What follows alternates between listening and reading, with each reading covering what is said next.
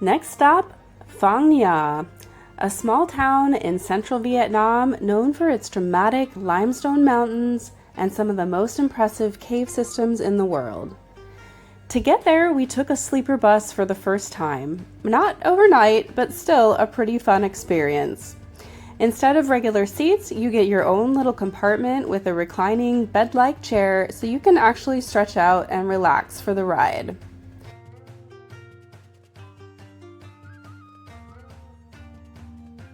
We kicked back and watched the scenery change as we went from flat, lush countryside to those tall green mountains rising up around us as we rolled into town. We walked just a few minutes through town to reach Horizon Homestay, a family-run spot right on the river with incredible views of the limestone mountains and the iconic blue cave tour boats drifting by out front. Our room was spacious, comfortable, and had everything we needed. It even included breakfast each morning, and at just $22 US a night, it felt like an absolute steal. We had lunch there and the kitchen was incredible, easily some of the best food we've had on the whole trip. Later that night, we walked into town and stumbled on a fantastic bakery right on the main road, which quickly turned into a regular stop during our short stay. The next morning, we woke to low-hanging clouds drifting in and out as we set off on a full-day cave tour. At about $60 per person, it wasn't the cheapest, but it covered all entrance fees and lunch, which made it an easy all-in option.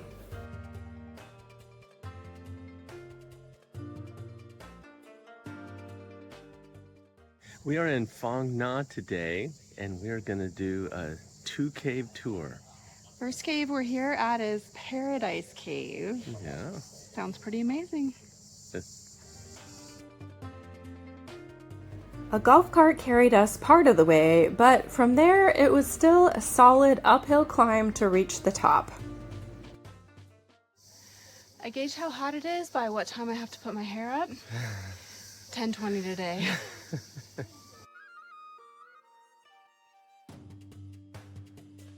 We started by descending down into the cave, stepping from the bright daylight into a much cooler, dimly lit space where the sound of dripping water echoed all around us. As your eyes adjust, the scale really starts to sink in, with massive rock formations rising up from the ground and hanging down from the ceiling, shaped slowly over thousands of years. The whole area is part of a limestone karst landscape formed over millions of years, and the caves are constantly evolving as water seeps through the rock, creating those intricate stalactites and stalagmites.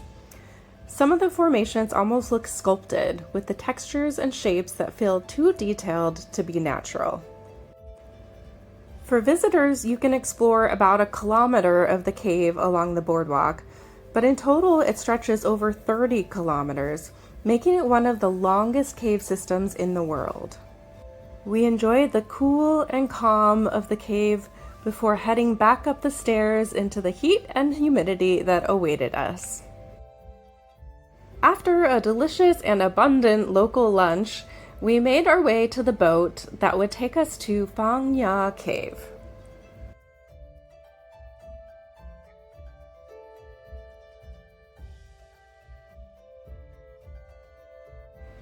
The ride along the river was beautiful, gliding past lush greenery and small riverside villages with those towering limestone mountains rising up on either side.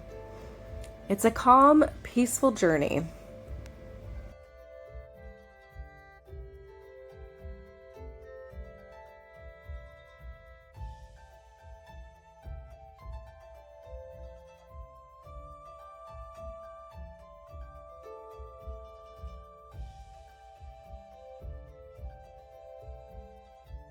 We saw the dark cave opening ahead, tucked right into the cliffs.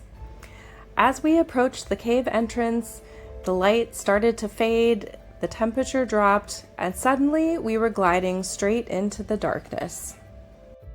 Once within the cave, the boats are manually powered, often by local women who skillfully row you through the cave, guiding you along the calm, glassy water. It's quiet except for the soft sound of paddles and the occasional echo bouncing off the walls. During the Vietnam War, which actually is called the American War here, this cave wasn't just a natural wonder. It was used as a shelter and even a makeshift hospital, adding a powerful layer of history to the experience. Knowing that gives the space a different kind of weight as you move through it.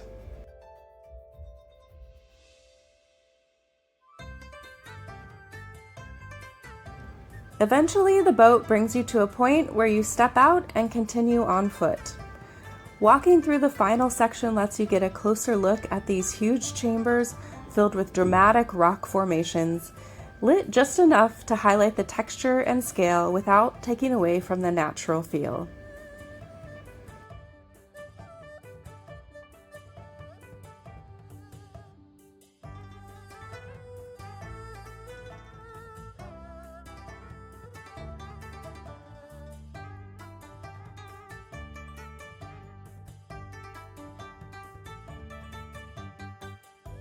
We wound our way through the magnificent caves before eventually making it back out into the light.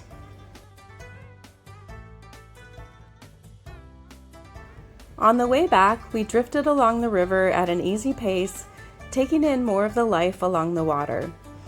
We passed small patches of farmland with rows of crops growing right up to the edge, especially corn, which seems to thrive in this landscape.